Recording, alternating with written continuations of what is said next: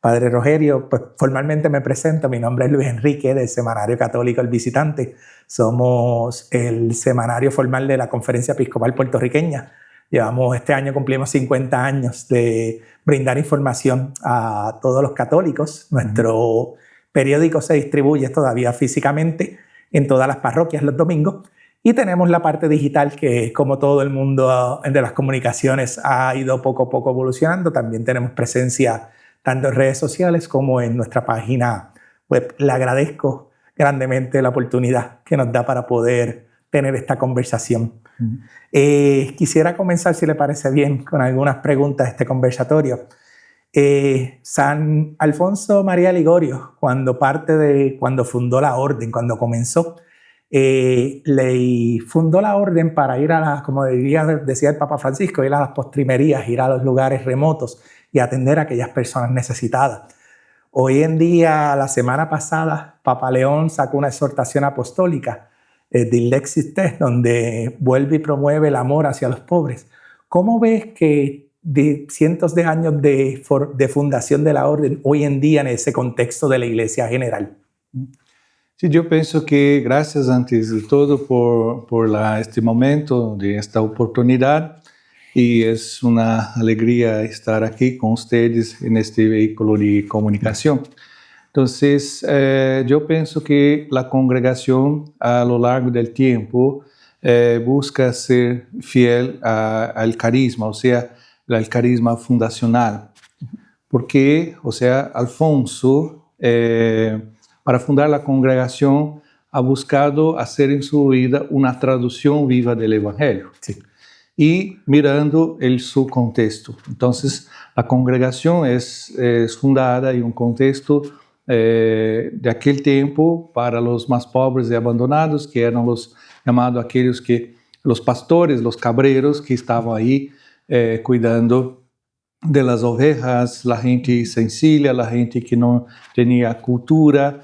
Y Alfonso entonces ve esta gente, o sea, que era la gente que era olvidada por la iglesia. Entonces, Alfonso siente mucha compasión de esta gente y entonces funda la congregación. Y con el paso del tiempo, o sea, la congregación va buscando actualizar esto, ¿no?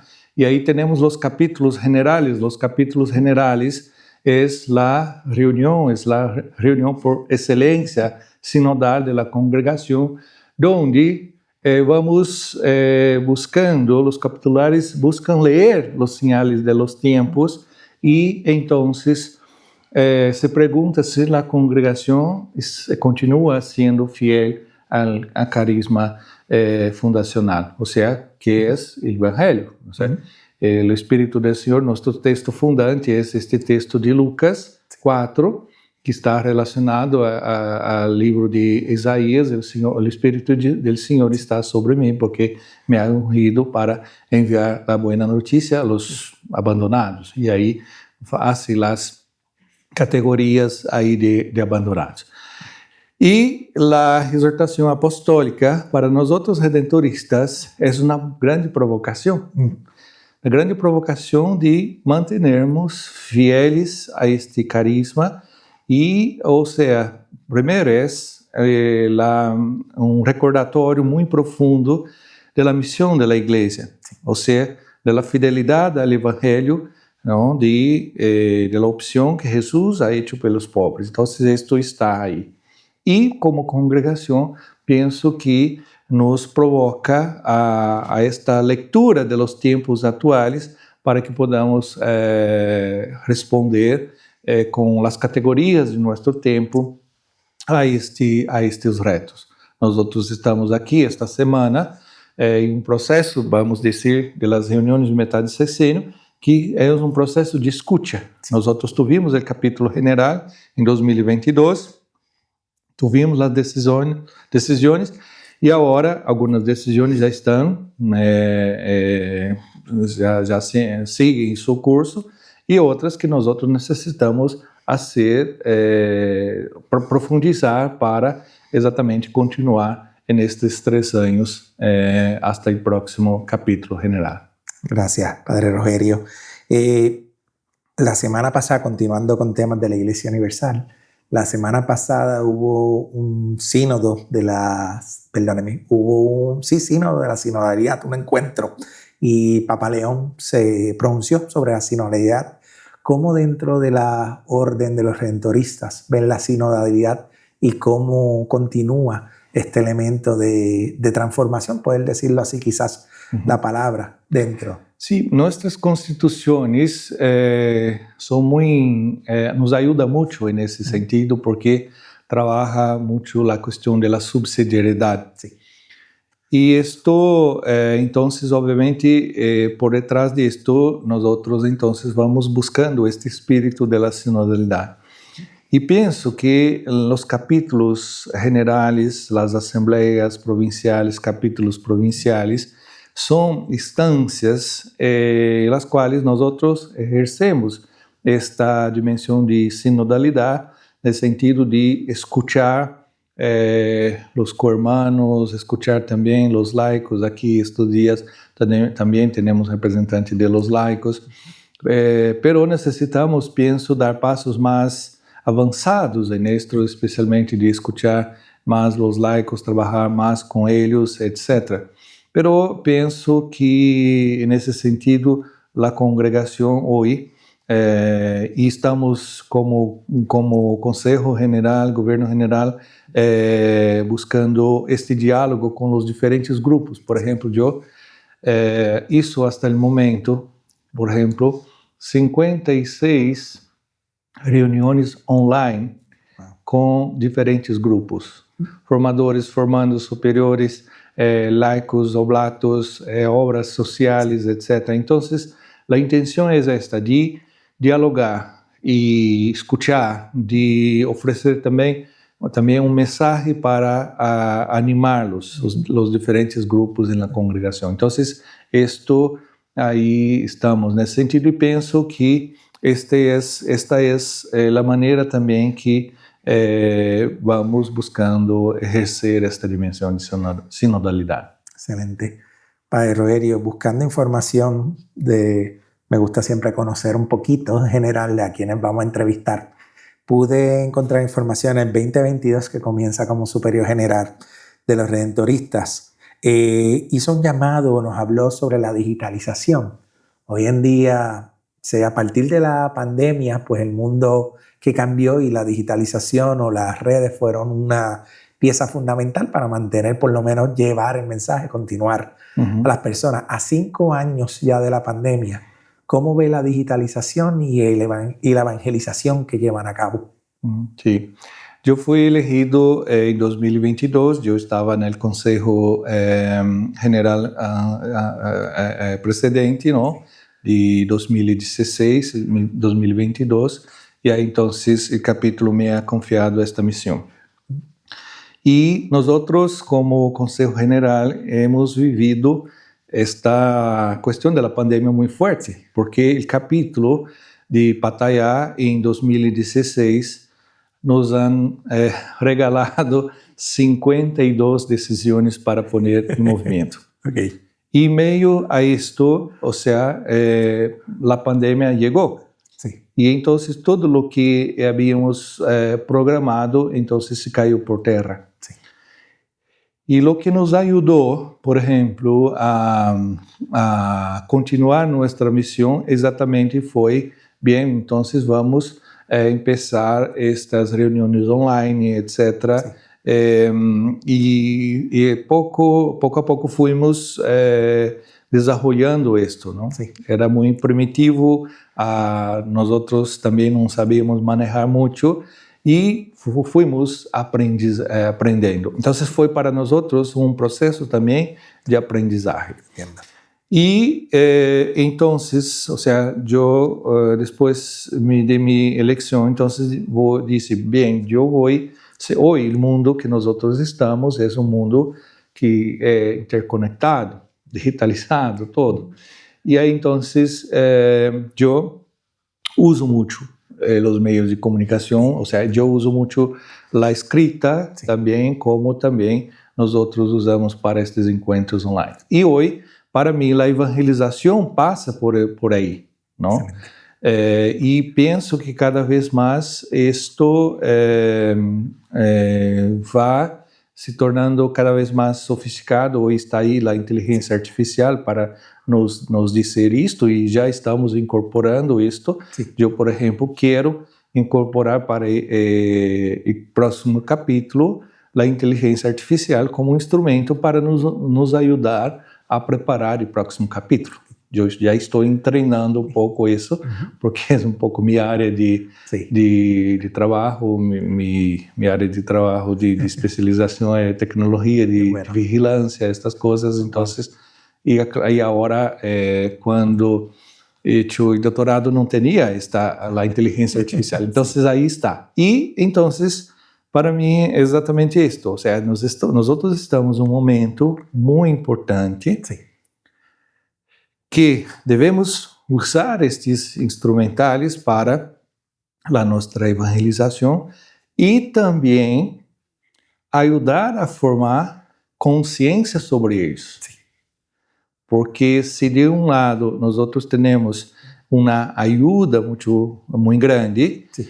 do outro lado também nós temos questões éticas muito importantes. Claro. Então, e nós redentoristas somos muito ligados à teologia moral, Sí. à formação de consciência. Então, penso que aí estamos em um campo importante, ou seja, tanto um campo de comunicação do Evangelho para nos proporcionar a comunicação do Evangelho de um modo, como dizia São Clemente, de um modo sempre novo, atualizado, de acordo com nossos tempos, e também nesse sentido de que podamos, como instituição, nós temos a Academia Frunciana em Roma, Sim. que é a área de moral, então também oferecer ferramentas exatamente para esse discernimento moral. Excelente. Entrando un poquito dentro de lo que es Puerto Rico en el contexto de los redentoristas, ciertamente cuando hablamos de la iglesia puertorriqueña tenemos que mencionar a los redentoristas porque su aportación en un momento histórico de Puerto Rico fue esencial para mantener viva la fe dentro de unos cambios de nuestro país.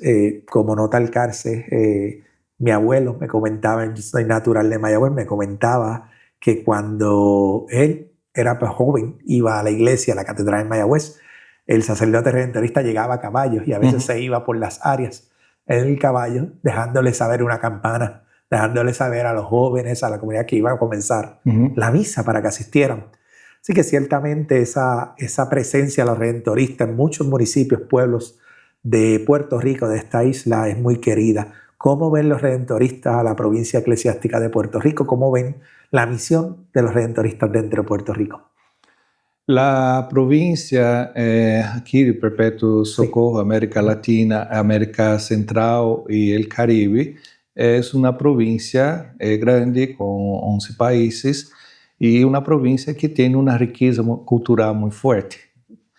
Então, aí eu la vejo como, ou seja, aunque seja um reto, pero esta dimensão é muito importante, ou seja, de valorar esta questão cultural e traduzir isto em um diálogo, de modo que isto pueda nos ajudar na comunicação do Evangelho. Nós redentoristas sempre estamos muito ligados a começar as coisas, não? Muitas vezes nós em missões vamos a lugares que não há muita coisa por fazer. Então, aí começamos com uma pequena capilla e vamos ampliando, ou seja, oferecendo serviços religiosos, as confissões, a escuta, ou seja, em modo que vamos então construindo, ou seja, a igreja aí em lugares que muitas vezes não estão,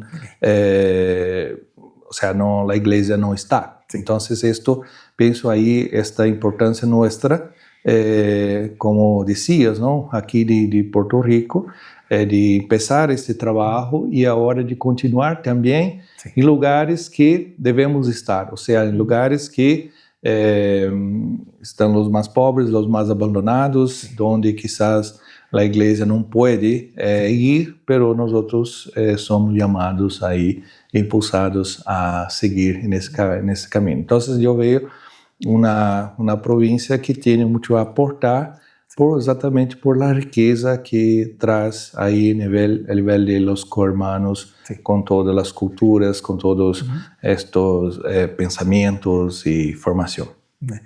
Leí por internet, entrando un poquito nuevamente en su proceso de superior general, un momento dado que prefería, y me corrige si digo algo equivocado, a veces traté de buscar una fuente fidelista, pero siempre que prefiere personas humanas que estructuras, utilizó ese término. ¿A qué se refería cuando hablaba de ese tema, Dani? Sí, muchas veces nosotros tenemos tantas estructuras que nos encarcelam, ¿no? Sí. Y podemos nos esconder por detrás de estructuras para no anunciar el evangelio.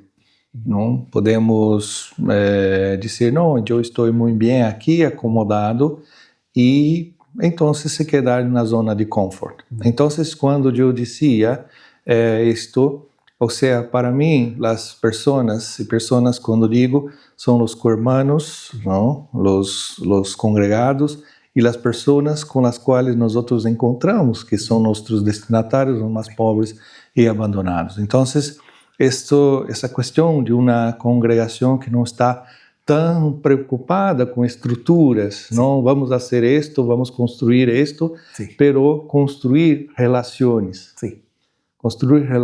construir diálogo, construir caminhar juntos. Não podemos ter as melhores estruturas, pero estar muertos do ponto de vista do anúncio do evangelho. E podemos ter estruturas muito sencillas, pero se as pessoas estão convencidas e têm esta luz interior de si, eu sou muito convencido disso, de me ser religioso, de me ser consagrado, de me ser laico, então eu com estruturas muito sencillas, eu vou anunciar, eu vou buscar como e usar minha criatividade exatamente para comunicar o evangelho e ser um bom missionário. Então, quando eu hablo essa questão de humana, toca de tocar toda a pessoa. Então, é relacional. Nós vivimos em um mundo que hoje as relações são difíceis. Sim. Então, estamos muito fragmentados. Cada um está cuidando de sua pequena parte. Sim. E nós como humanidade hoje temos tantos recursos, tantas coisas, como igreja também temos tantas possibilidades, mas se nós estamos desunidos não vamos a lugar nenhum. Então, esta questão de humanidade para mim é essencial. As estruturas nos servem exatamente para nos dar, projetar nossos trabalhos, para nos dar sostenimento, para nos fazer avançar. Então, e também para nos humanizar. Então, penso este é esse sentido. Excelente. Ya tengo unas dos preguntas más para no abusar de su tiempo, Padre Rogerio. Una es brasilero, de Brasil. Sí. ¿Qué podemos aprender los puertorriqueños de la Iglesia de Brasil?